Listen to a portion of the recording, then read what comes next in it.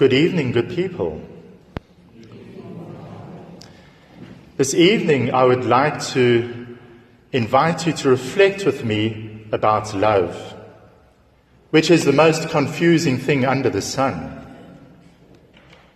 And yet, what Jesus asks of us today and every day is to love God with all our hearts, with all our souls, and all our minds, and to love one another as we love ourselves.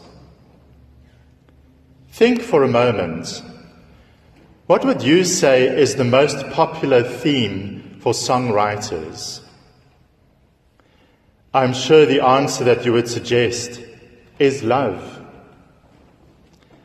Throughout the centuries, poets and songwriters have been fascinated and obsessed by this wonderful thing called love.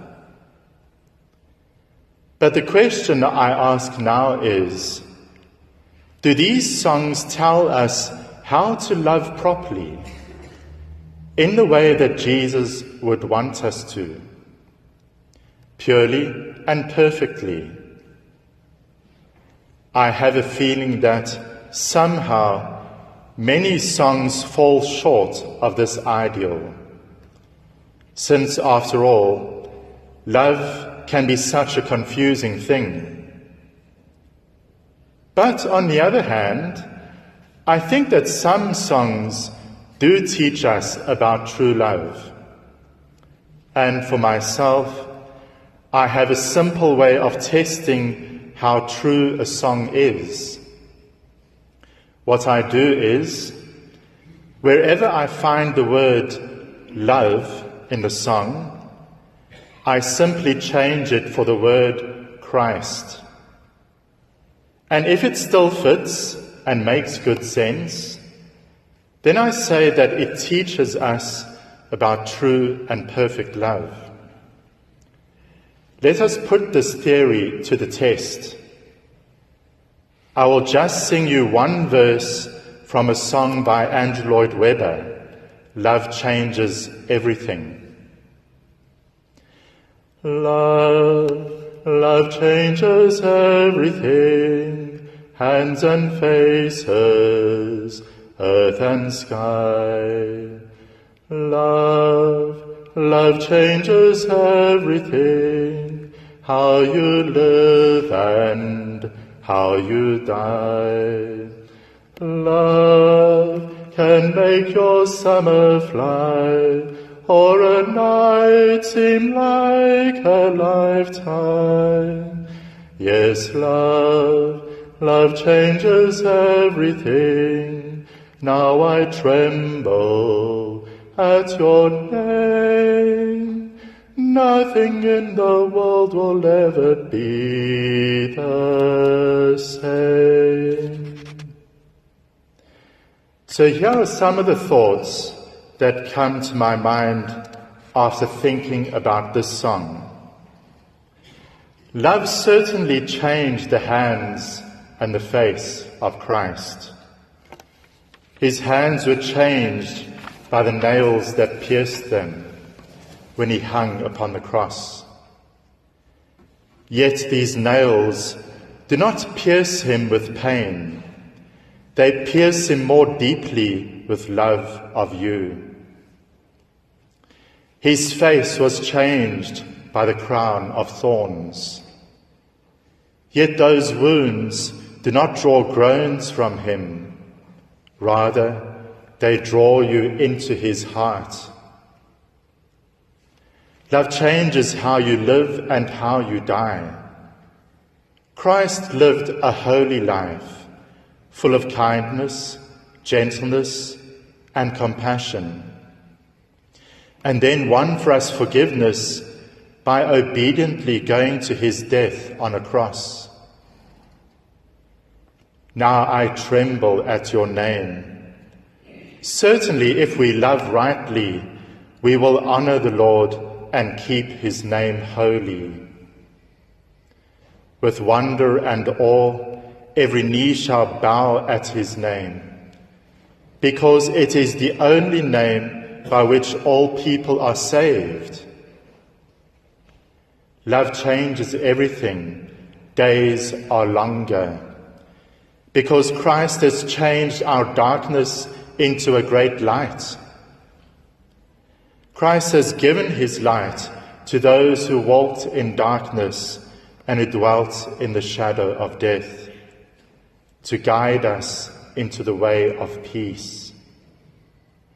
Those who believe in Jesus are now people of the day.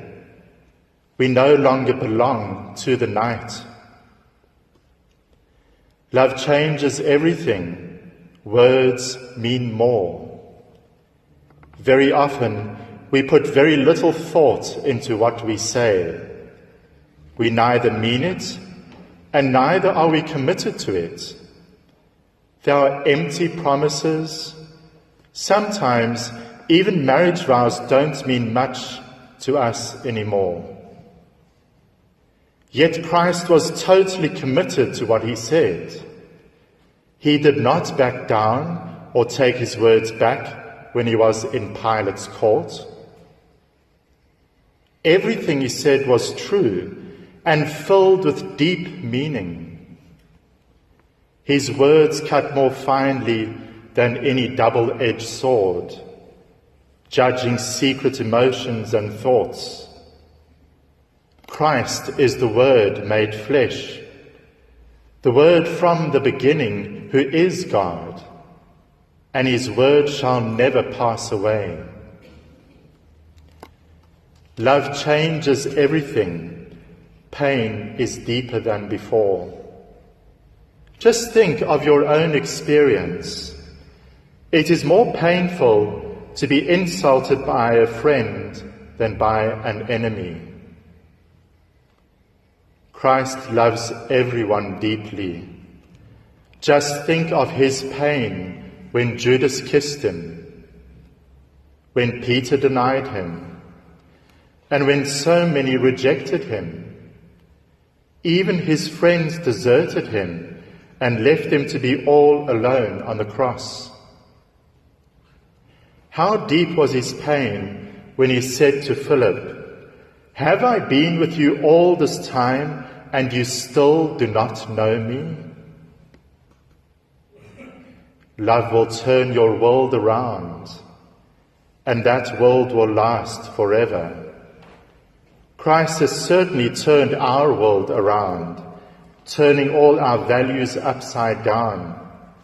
He even asked us to love our enemies and pray for those who persecute us. Love brings you shame, as it did Christ when he was on the cross, naked and exposed, dying the death of a criminal. Love brought him glory at his glorious resurrection. Love like his makes us more mature people. Love makes all our wisdom disappear and makes fools of everyone. The people laughed at Jesus and mocked him when he said, "Destroy this temple, and I will build it up again in 3 days." With love, all the rules we make are broken. How many times did Jesus break the Sabbath so that he could heal somebody and express his love for that person? Nothing in the world will be the same now that Christ has been here. Christ will never let you be the same because he has called us to do the same as him. Listen to what he says. "I give you a new commandment. Love one another just as I have loved you. You must also love one another. By this love that you have for one another, everyone will know that you are my disciples." But how do we know how to love as we should? Very simple. By surrendering ourselves completely to Christ and by faithfully serving him every day, by getting to know Christ in the Scriptures and loving him above everything.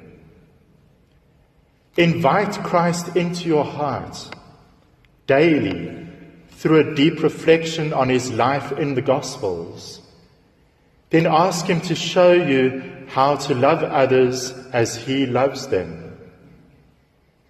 In a particular situation, you can ask yourself, what would Jesus do?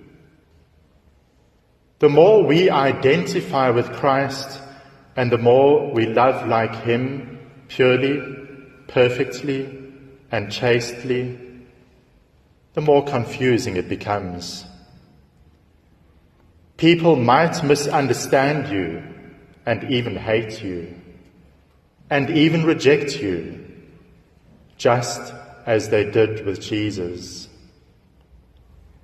They called him a drunkard, a blasphemer, Beelzebub, the chief of devils, a friend of tax collectors and sinners, and even a womanizer, after a woman washed Jesus' feet with her tears. This is the risk we take in loving properly, but it is worth the challenge. True love is making a habit of loving Christ above all. It is an intense love, but not private, the way a man would have a jealous love for a woman. This would be an imperfect and selfish love, since Christ does not want to be loved by one person only, but by all people. A perfect love wants Christ to be loved by everyone else to the utmost power of their ability. True love is single-minded and undivided. Imagine a powerful river flowing mightily toward the ocean. Nothing will stop it or come in its way. Neither can you swim against its flow. With strength, it takes everything along with it. So intensely does it desire the ocean. So intensely must we love Christ. So in loving other people, we do this precisely so that they can become lovers of Christ with us. And in wanting them to love Christ, we desire a good for them that is due to them in justice. When you leave this church today, go forth with love. Then everyone will know that you are Christ's disciples.